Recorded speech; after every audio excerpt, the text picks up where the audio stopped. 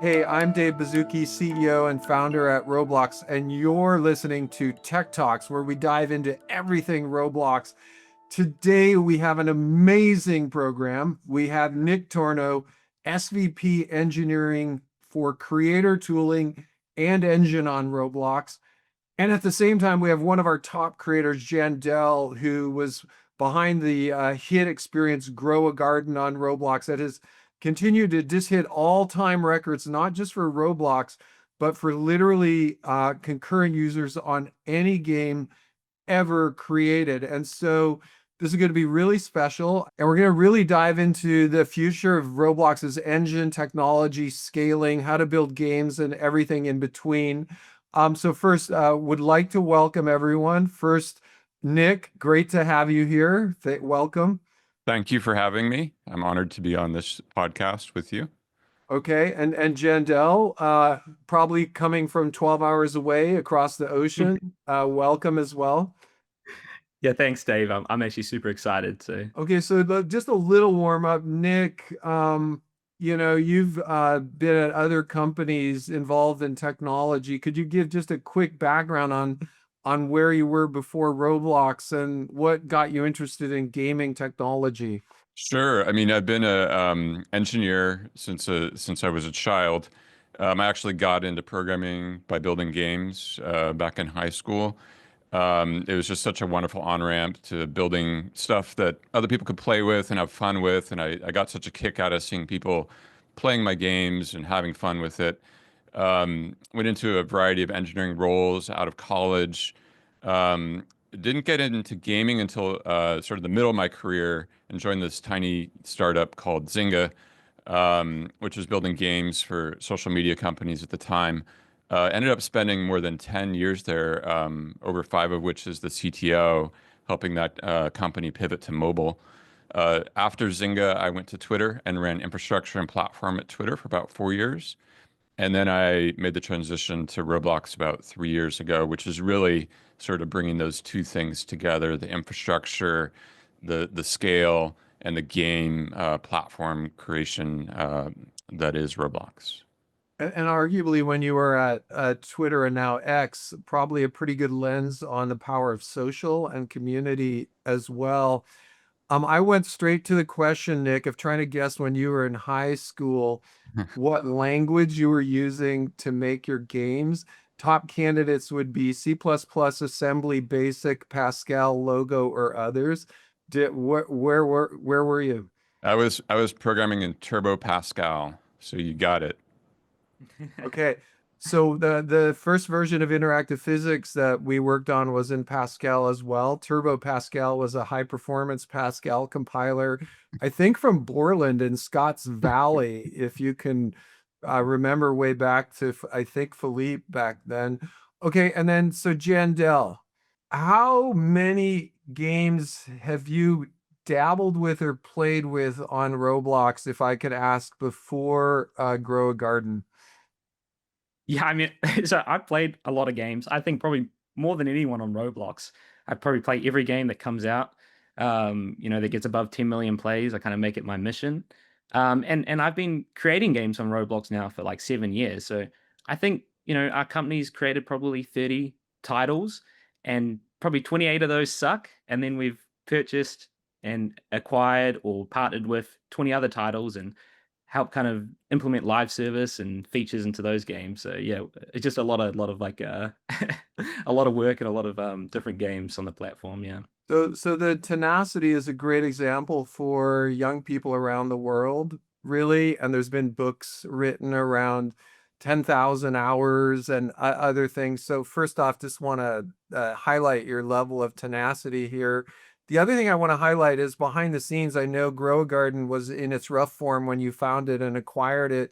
And without sharing the terms of the deal, I do want to highlight that it felt really like a win-win for you and the creator. So there's a lot of good karma around that. So for those in the audience, obviously the game is about growing a garden, but could we go a layer below that and really, like, how do you grow your garden and why do people keep playing it all the time? Yeah, I mean, so yeah, like you said, like the core loop of the game is just like buying seeds and planting them. But I think one of the main drivers is like this whole like grow offline mechanic. So people can plant a seed, they can leave, they can come back 2 hours later, 30 minutes, 24 hours, and their garden has grown and it's progressed. And that sort of like persistence and kind of live feel kind of makes it feel alive is like I think why the game's done so well.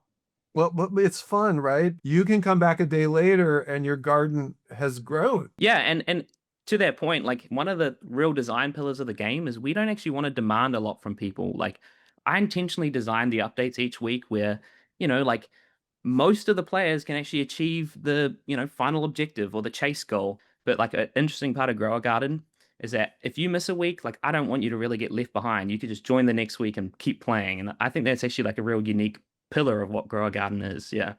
So that's a great pillar in a way, reducing the stress, which you call grinding, just to make it almost welcoming to come back after 2 weeks if you Yeah. want.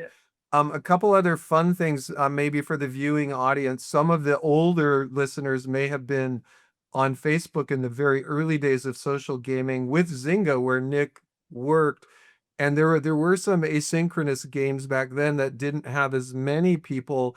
One called Farmville. Is there any connection, do you think, to any of those ideas? But it's super funny. Like, obviously, we partnered with the original creator, and he's quite young. He's 16. And when I first reached out to him, I was like, "Yo, like you've been inspired by Farmville," and he actually replied with like, "What's that?" And it was like mind blowing to me because that was like one of the biggest things in when I was around his age. Like, I loved Farmville. So yeah, there's definitely been some inspirations from my design, but the original creator didn't even know what the game was, which is like That, hilarious to think. that Yeah. almost sounds like simultaneous evolution, where there's a fish in one lake that evolved in a certain shape, and then we go to another continent, we find without any connection a fish that evolved this same way. And then finally, Jandel, I want to just highlight something that a lot of people miss on a platform like Roblox, where last weekend we hit over 45 million concurrent users. There's something really satisfying about in the traditional gaming market, thinking one of the top experiences on Roblox is about growing a garden. No one would have ever predicted that 3 years ago if they looked at just what typical games are about. So thanks for that as well. Yeah, it's super awesome. I think as well. Like it's kind of a testament. Like on the weekends, right? Like people make it a whole family thing. Like I see all these TikToks of like mums, dads, kids, like all like coming and attending the events, and they'll say like, "Oh, we missed soccer this week because we wanted to go to Grower Garden." I think it's pretty funny. So yeah, it's really cool. Yeah, I will highlight when I was growing up, Saturday morning was about watching TV for 3 hours. Arguably, that's the new event for Saturday mornings. Okay, so let's take a big step back, and then I'm going to plop a big fun question. So first, Nick, let's talk about creator engineering and the engine engineering org, and like, what's the big mandate? What are you trying to build, and how does it fit into what we're trying to do at Roblox? Sure. I mean, we believe in the creation of anything, anywhere by anyone. And what this means is if you can imagine something, you should be able to build it on Roblox and sort of share that with the world. It's a really challenging mission, but at the same time, it's full of energy. When you think of someone like Jandel, with the ideas he has, I don't know how you come up with those ideas every week, but we want Jandel and creators all over the world to just be able to have those ideas and then just share them with the world Saturday morning or whenever they choose, and try to take care of as much of the basic blocking and tackling and the scaling of the infrastructure as we can, such that Jandel can get right back to work on what's up for next week. Now, I want to highlight how difficult the creator and engine technology, as well as infra AI and many other groups, have it at Roblox. If we look at video right now, we've got 4K, we've got great cameras, we've got great displays, and we can look back maybe 100 years or more to black and white silent, movies on film to where we've gotten. And in a way, video seems like a bit of a solved technology. If you get a camera, you can shoot outside, you can shoot animation. I think gaming and 3D immersion is exactly the opposite. You know, in a way, it's almost as if we are still in the film era, with a lot of work ahead of us. Mm. And Nick, sometimes we riff about the spec, which is 100,000 plus concurrent players in a stadium, photorealism with the addition of AI, the ability to dynamically change the whole world at the same time. How long out do you think it'll be before we can build that spec? Well, it'll be a while. I think what's really exciting to me is that the Roblox architecture, the decisions that we've made, and the areas of investment we have, we believe will scale to that future. Certainly can't comment on the timing of when that will all happen, but we see how, with continued investment in our LOD system, allowing really rich games to run even on really weak devices, continued investment in our cloud infrastructure to bring larger and larger worlds to bear, and more investment in our networking that we can have more and more people playing together.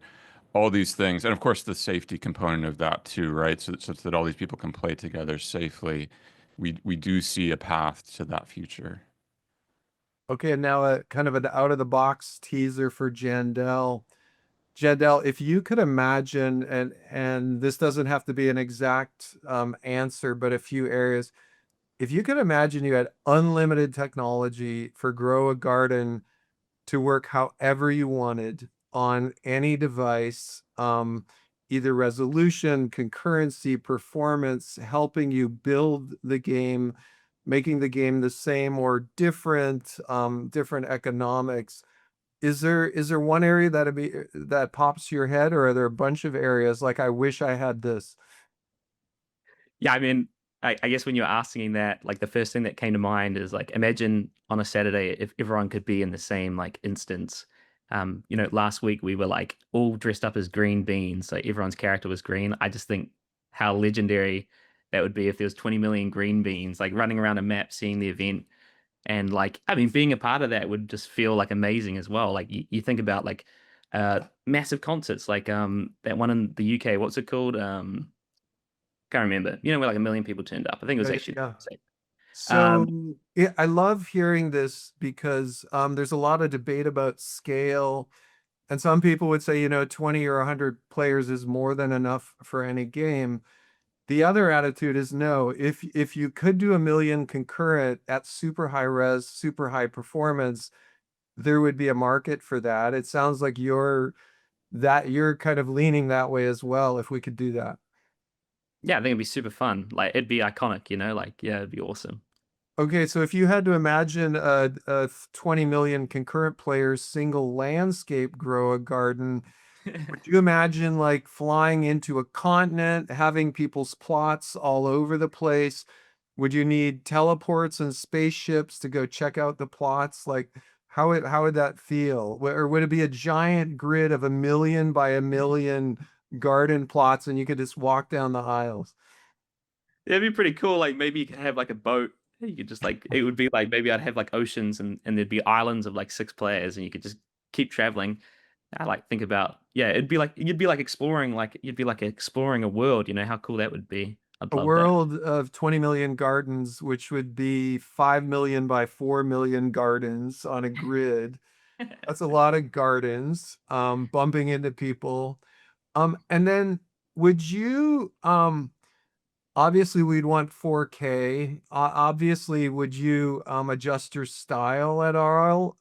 Would you stay like we are, a little primitive, or would you go more kind of animated in a way, or stick with it? I think like Grow a Garden, like I think is like one of the iconic parts of it is that it's kind of a callback to original Roblox. So I Yeah. think Grow a Garden's use case, no, but I've made high fidelity games and I think they're really cool, So it's not a one size shoe fits all. Okay, cool. So let's jump into a couple questions behind the scenes. And first we'll talk about scale. So Nick and I and others have kind of said that there's some advantages between having game engine, game technology, game cloud, game tooling all very tightly working together. And I feel one of these areas is scale. Did you, can you share a little, Jandel, about the peak concurrency you hit on Grow a Garden? And then also, I'm curious if you expected that to be possible, or did you think Roblox would blow up when you hit that number? Well, I can definitely tell you I didn't think it was possible. I can remember when the game first hit 2 million players, and I was like, oh, damn, is the website going to crash? And then a month later, the website's at 22 million. So, yeah, the answer is definitely no. And yeah, it's been pretty crazy. As we've been hitting these higher concurrency numbers, there is a lot going on behind the scenes. We're obviously balancing our bare metal kind of standard level of compute with burst mode.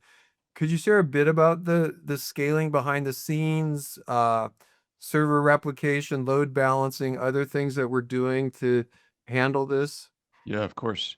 I mean, so we try at Roblox to anticipate the scaling that we'll need for this platform, and so there's a lot of work that happens behind the scenes, just on an ongoing basis about how fast are we growing? What do we think we'll need for the summer, for the fall, for the winter, and at the same time, we know that our platform is explosive, that new content can emerge on the platform and go from nothing to one of the largest games ever in a pretty short period of time. So we had been investing in this cloud bursting capability well ahead of this year.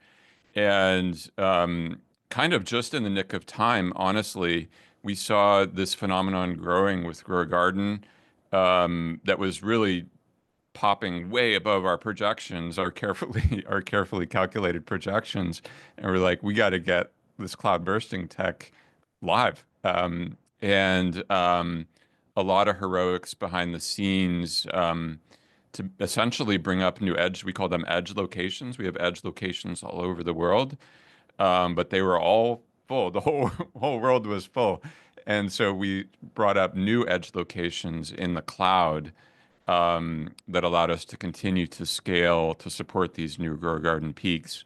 And then as we did that, as more and more players were able to actually play the game, then we started having loading problems on our core data centers, which is where all these things kind of call back to do, some certain basic operations.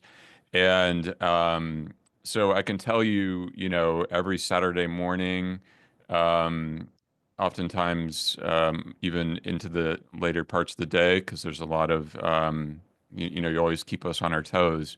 There's a lot of activity at Roblox taking care of all this stuff. Again, we love to do it because it means that our creators can focus on, making the next version of their game. Yeah, and a couple comments. We'll talk about live ops. But for the viewing public out there on a Saturday morning, if you ever seen the movie Apollo 13, where mission control is propulsion, guidance check, navigation check, it's literally the same thing. Compute check, networking check, persistence check. So it is kind of it's a fun thing. Back to Jandel, part of making our life challenging is burst mode. And traditionally, many games on Roblox have had steady state traffic. You've started to burst. You have events on Saturdays at a specific time. Was this your thought from the start, or did this evolve as you got into the Grow a Garden phenomena? Yeah, so we actually, when you guys released messaging service, I think back in 2021, like the first thing I did was design like a global chat feature and do live events in my game Wacky Wizards. And I kind of saw like the essence of like how effective it was. And I remember saying to our company, like, when we get a game with good retention, like it's gonna go bananas. So I think it was like a little bit pre-planned. And yeah, I guess the application into Grow a Garden and how successful it was shocking, but yeah, it was awesome. We would like to make a native system where your avatar can show up and be in every place at the same time and interact with everyone and possibly even talk with all of them. Having you and Travis in a real-time avatar communication in every instance of Grow Garden, I think would blow people's minds. I'd love that. Yeah, please bring that. Yeah. So hey, I want to just talk a little about developer tooling and supporting teams. Nick, one of the things we are working more and more on is that Roblox Studio, which is the environment where people create stuff on Roblox, really works like I think a lot of the tooling younger people are used to. Older people are used to Excel and Word standalone. Younger people were used to Sheets and Docs, multiplayer, real-time collaboration. Can you share a little of what the complexity is behind making Studio really a real-time collaboration tool? Yeah, totally. I mean, I think you think about the real world, and we take so much inspiration from the real world across Roblox. But you think about the real world, people work in parallel. I work on certain things, you work on other things at the same time.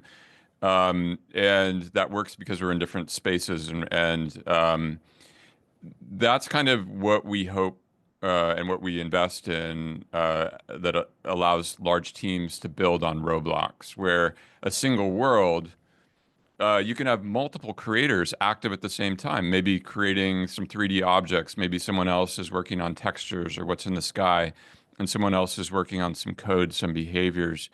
There's a lot of challenges inherent in this in terms of what if we start editing the same thing.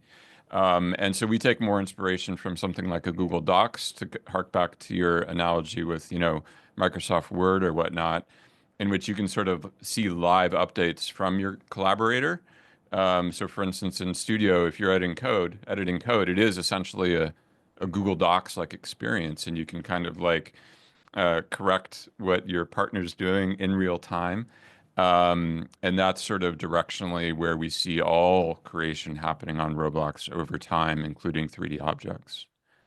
Now, before we jump to Jandel and talk about a specific situation, there's a really interesting byproduct of moving to a real-time multiplayer cloud-connected development environment, and that is scale as well. And just as we talked about 100,000 players, when we imagine working on a game or experience where it's happening in something like the state of California, it's really impossible to load the state of California in a 3D world on a PC, but it's not inconceivable where 100 developers with a cloud connected, 3D studio could work on the state of California all together. Okay, Jandel, so for you, we know you have, not thousands of developers. You've gotten a lot done with we think still under 100 developers or engineers. Could you just give us a little hint about how you work? And just as I asked in the fantasy for Grow a Garden, is there some area we could do more or better on our developer tooling for you? It's funny, like I think one of the like mantras of our company is I really, really care about velocity of development. And ironically enough, I think like Roblox native tools are the fastest tools to use.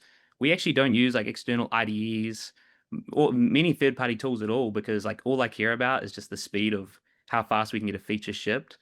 And it's super ironic. Like I think we're now like 30 engineers like on Grower Garden. When we had 10 engineers, like I didn't even have drafts enabled because when someone had a bug, like I wanted the rest of the team to be on them to fix it. But obviously once we've got to 30 people, we can't have like a million bugs blocking the whole team. So we've enabled drafts. But yeah, I think Roblox Studio tools like work really well for how quickly you have to develop on Roblox. Well, you're so kind. Obviously, there's a lot of small little things that you're not sharing right now, and we appreciate that. We Well, are, I yeah. will add, sorry to interrupt. We actually have built some plugins that like um will automatically like check commits and like add them into a Git repo. So we still have a lot of the external tooling, but like I don't have anyone else use that except for like our CTOs or like engine leads or sorry, team leads to kind of review people's work. But yeah, we don't have like half the company using it. There's a bit of a metaphor in that if the tooling is fast enough and vertically integrated enough, rather than a complex work stream, you can just go and fix something. And it's a little akin to, I feel, pick a shopping product like Amazon. Those have gotten efficient enough now, for me at least, rather than keeping a list of things I need to go purchase, I'd purchase on the spot and just fix it or purchase it immediately. And so there's a lot less cognitive overhead. And I hope we're working in that direction for you as well.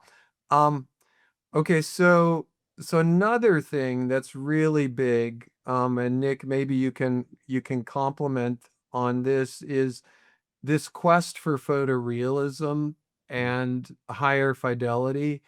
In the traditional gaming space, games are looking more and more beautiful. They're ginormous. They can be hundreds and hundreds of megabytes of downloads and into the gigabytes, and a lot of assets. And we've given you and many of the teams the goal of doing three things at the same time. Beautiful looking games with super high resolution, uh, having the same experience run on 2 gig RAM Android, and joining the experience instantly rather than downloading. Like, how is this possible? Yeah. Um, well, I mean, I think you start to piece it apart. You look at traditional gaming engines, as you said, they craft the highest fidelity version. You got to pick your platform because that's part of that, right? Like with the assets you build, the type of game you craft, you're like, well, I better pick my platform. Do I want this to be on PCs and does it have to be super high-end PCs with GPUs that are capable of it? And then you have to build the assets that kind of like jive with that platform choice. You got to bundle it all. You got to ship all that stuff together as a big giant download. That's kind of the traditional gaming approach to this. But you piece that apart and you say, well, why on each of those different things? Like, what would it look like to not have to pick your platform? What would it look like to not have to craft your assets specifically for that platform? What would it look like? Is it possible for there to be a game platform in which you simply create? You simply create, and we make it work on any platform. We use LOD systems, which could be down-resing or up-resing of those assets to target that platform. And what if we streamed all of the content to the device? So there was no download. You would just join and we would go, oh, you're on a low-end Android device. Let's start getting you the right assets for that. Or you're on a high-end PC. Let's start getting you the assets for that.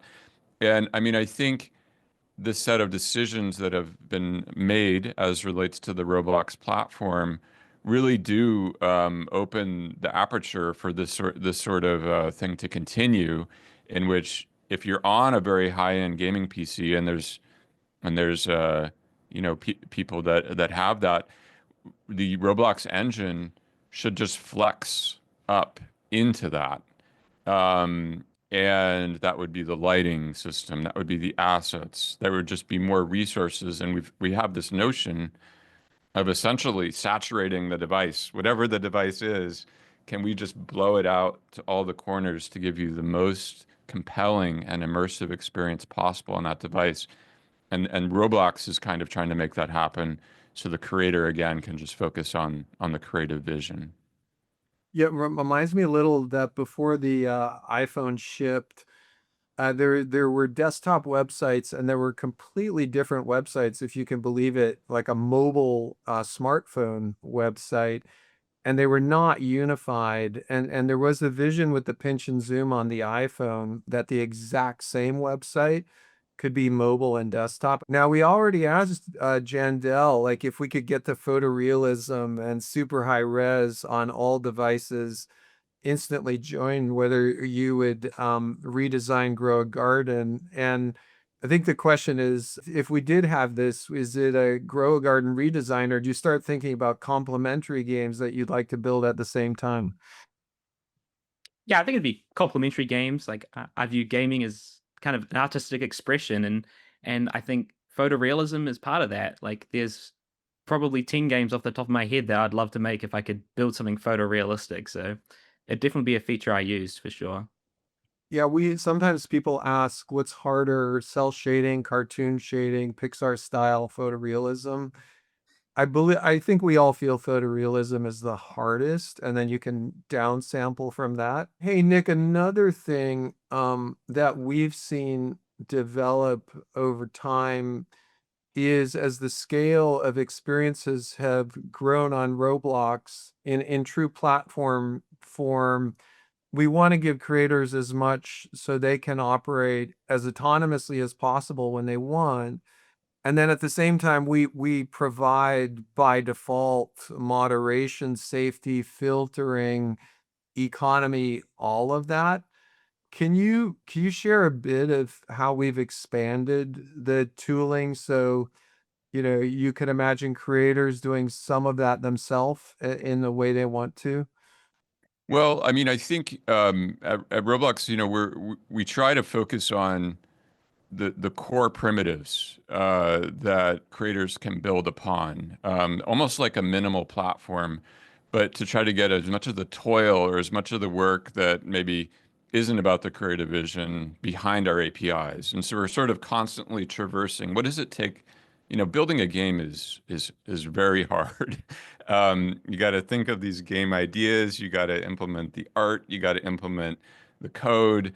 It's got to be joyful to play. You've got to run it, scale it, acquire users. There's a lot to work on. And so we just look at everything that game creators have to do, and we look for what are the parts of this that we can put behind a minimal platform that don't restrict the creative freedom, right? And that's where the rub is, right? It's easy to make some APIs, some platform abstractions where you're kind of narrowing the type of content that can be built. How can we make it as sort of like wide and open and allow our creators to do like crazy stuff? As you mentioned, like who would have thought the biggest game on the platform would be about growing a garden? But that's delightful, right? Like that's success for us with our APIs is that we haven't made any decisions that constrain this to traditional gaming. Yeah. Yeah, I was thinking, Jandel, in your case, I'm wondering if you even realized what you were doing with Grow a Garden in that it's not, on some kind of edgy kind of social construct. It's everyone's growing stuff together. It's, as you said, you're not trying to use hacks to get more engagement. It's actually fun to come back in 2 weeks and you're not under pressure to come back every day. Were you thinking about that, or is that just a byproduct of your learning and attempt to create something delightful? I would actually call back to the original creator. I think it's one of the things that he thought about with the game. I think back to one of our early updates. I created a sprinkler, and the original creator came to me. He's like, "Why can't I place this on other people's farms?" And I was like, "Oh, because I just thought you'd invested in it, so you'd place it on your own farm." He's like, "No, I want people to be able to help each other." So, it is actually something we think about in the game. Even something as simple as placing a sprinkler on someone else's garden is like super cool, and players do it. And one of the things that people give feedback on is they play Grow a Garden, and the first thing that happens is like an experienced player comes up and gives them a super expensive fruit and helps them out. And that's like one of the biggest parts of the game, I think. We really love that. If there's one takeaway from this whole conversation, would be that altruistic notion that helping others has contributed to Grow Garden's success. That would be an amazing takeaway. Um, and I think it's true in a way, right? That's adding to that delight that you've been building.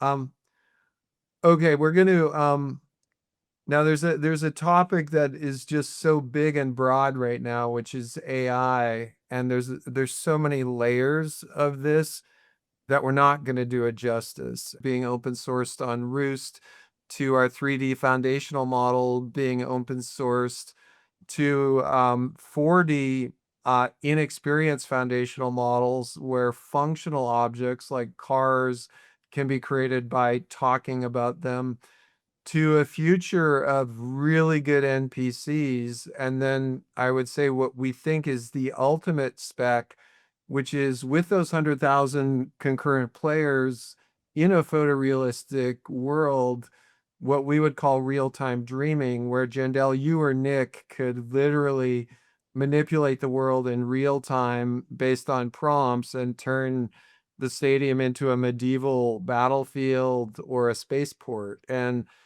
a lot of technology is poking on this. We are seeing, in addition to our foundational models, ultimately, there's going to be some unification of LLMs, video, 3D creation, all of this. So it's going to blow our minds.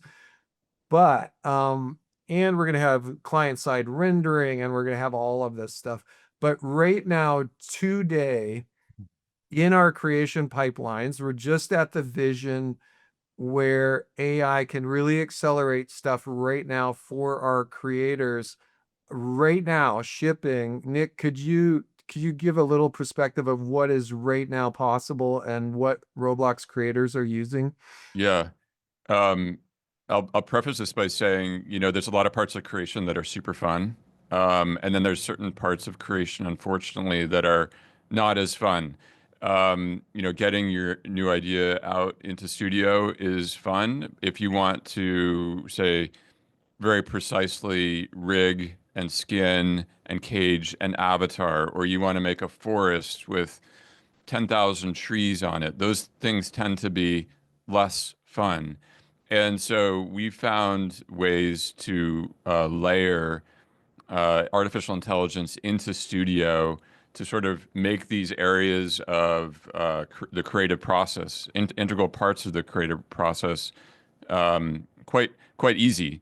And we put them like next to the more traditional tools, so you can go back and forth between using traditional tools and having fun with that. And then when you have these areas where, oh, I need 10,000 trees, you can ask, for instance, our assistant product, please add 10,000 trees and scatter them randomly across this large field. Or you could say, take this avatar, which I've crafted perhaps in Blender, and bring it in to make it a real Roblox avatar and have that happen in seconds or minutes instead of days or weeks, which is what it's more traditionally been.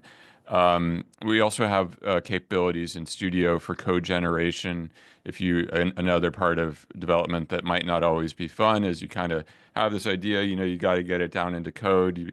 With the assistant and with the code generation capability, you can kind of start typing, and it'll help you like accelerate that process. And of course, we have mesh generation, which you touched upon. That's already live, where in Assistant you can say, please craft me a 3D object, and describe it with a prompt and have that appear in the scene. Every week, every month, we're layering in new capabilities into these products. Yeah, and just as we just showed at RDC, the interesting that the combination of speech to text, safety filtering of voice or text, LLM as a service with the appropriate guardrails, and then once again text to speech literally enables anyone to wire together an avatar you can go talk to in Roblox, which is really big. And I want to highlight one other thing you said about Studio, which is almost everything we build for Roblox Studio. We've taken the difficult tact of making that available in game for players as well as in Studio. One of my favorite examples is avatars are very complex under the covers. They have fax controls, face rigging, bones, all of that. And having an avatar that can talk is really complicated. Making that, as you said, that auto setup tool available in a game allows literally someone to, carve something out of Play-Doh and turn it into a functional Roblox avatar. So lots of magic coming.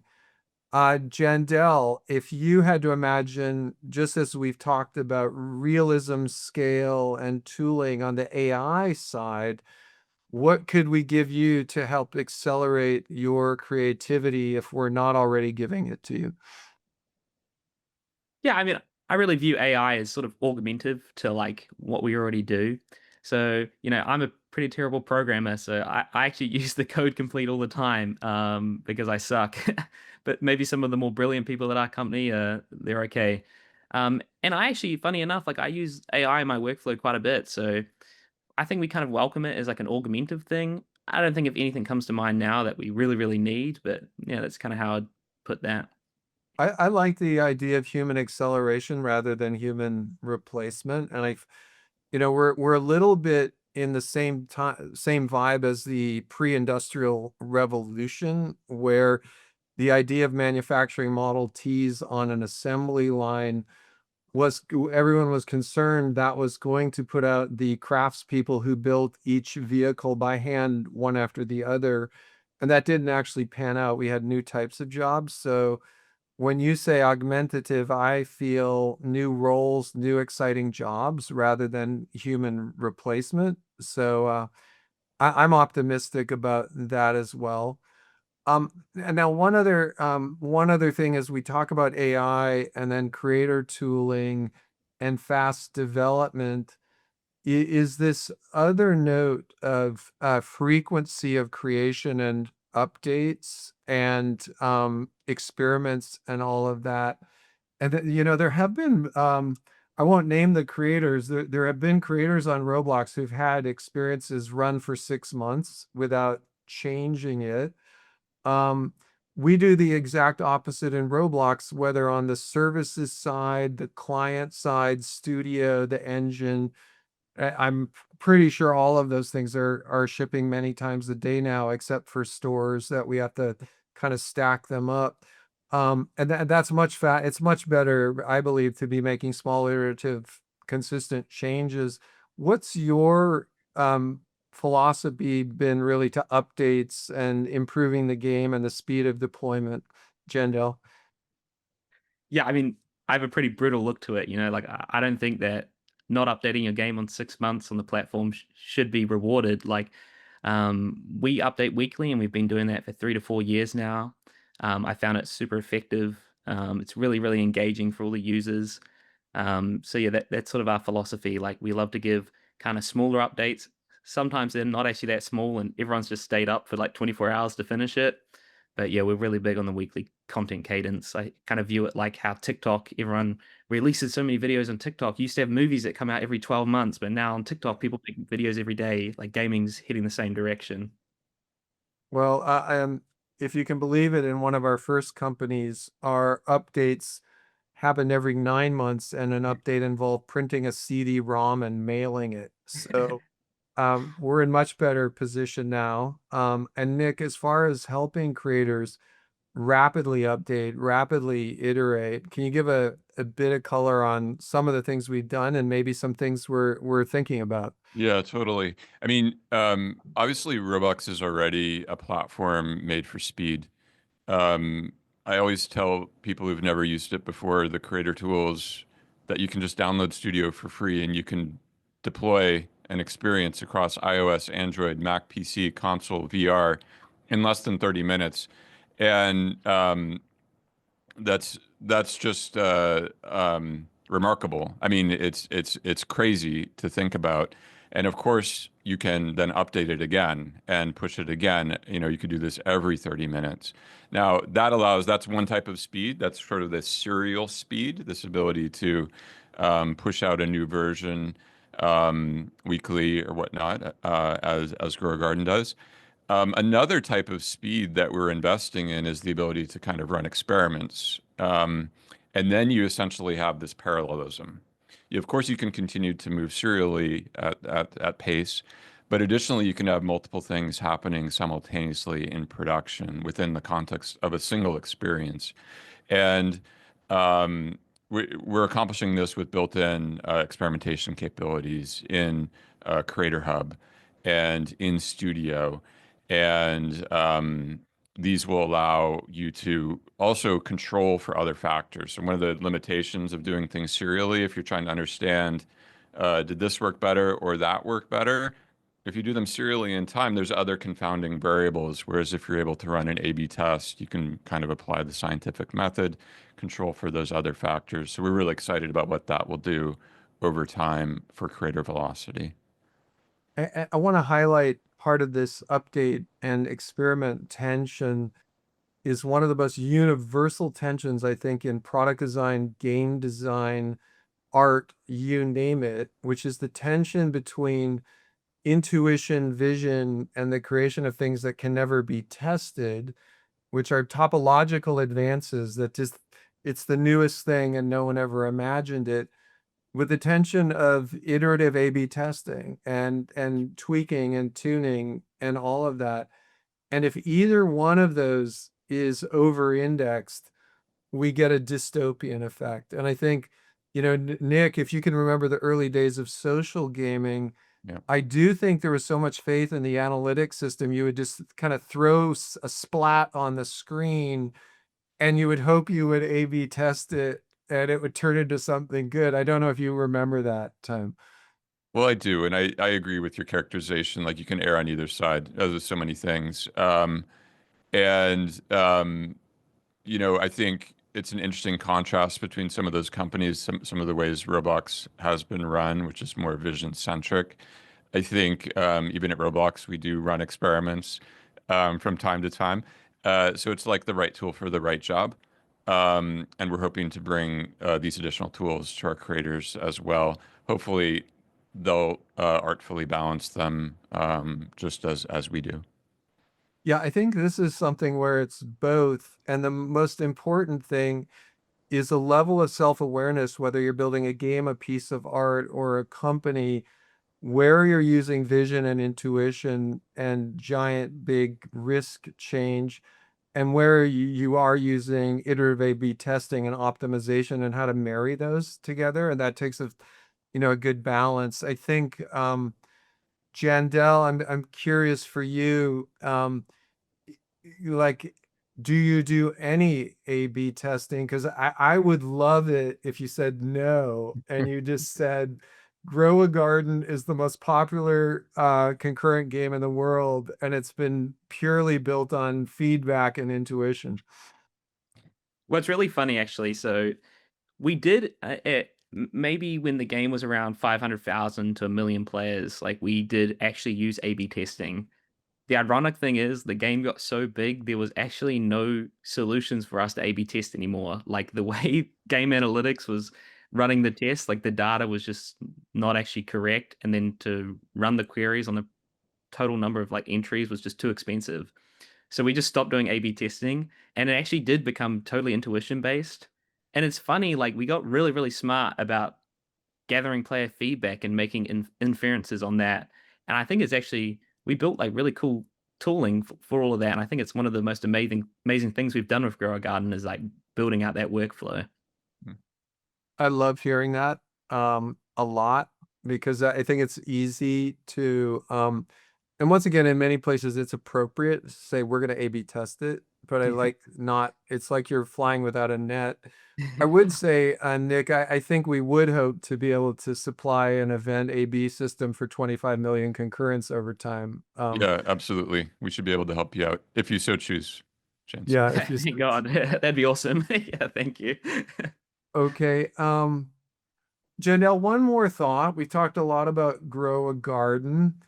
Is there anything you're thinking about or could imagine that would make Nick nervous if you were to implement it?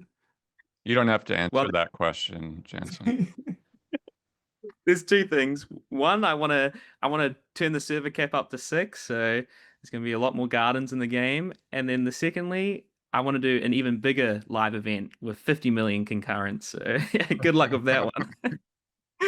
All right, bring it on. We- Bring it on. We like those kind of problems. Like, in a way, we're getting kind of native, authentic stress testing of the whole platform, and we welcome it. Nick, any final things, what's really coming that's really exciting? Do you have a favorite new thing that we're going to pop up on the platform? So one cool thing, which we just announced at RDC, is one of the things about Roblox, it's client server architecture.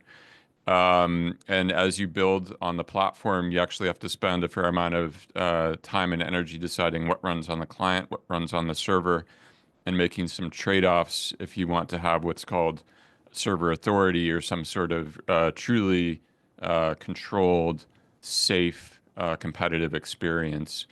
We're rolling out capabilities in Roblox to allow creators to much more easily craft server authoritative games in which you'll essentially be able to stop cheating, stop a variety of activities that might happen on in the wild currently.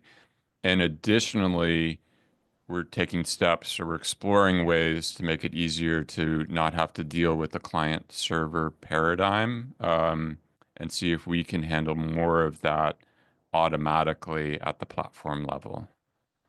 Yeah, so two hints there. One is programming an experience like Roblox. Most of us just think of this as a big 3D world and we want to write some code against it. And in a way, hiding the very complexity of what code runs server and client side could be one of our, big inventions. So I'd say stay tuned. And then on server authority, for those out there, if you imagine a banking application and you said whatever you do on your own desktop in your own browser is authoritative, you would have people manipulating their bank balance to $1 trillion on their desktop and say that's authoritative. Obviously, banks don't work that way.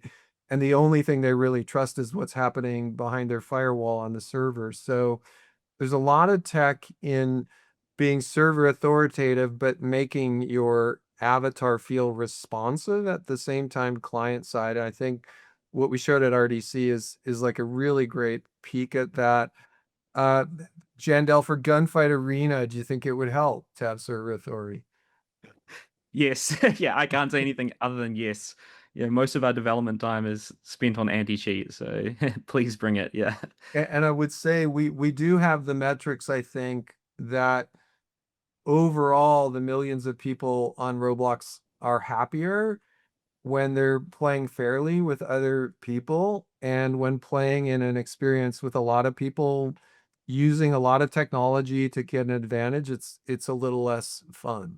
So great, we're deep into that. So wow, so Jandel, I was really actually excited to hear that with all the tech we're building, and such a big focus on supporting a lot of genres, grow a garden maybe wouldn't change too much, which makes me feel like it's a universal thing, except for maybe a mega scale contiguous world. So that was really satisfying.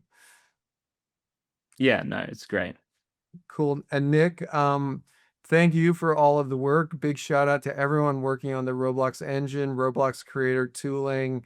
It's just an enormous amount of fastidious work up and down the stack, and appreciate you being here to represent the amazing teams within Roblox. It was great fun. Thanks for having me.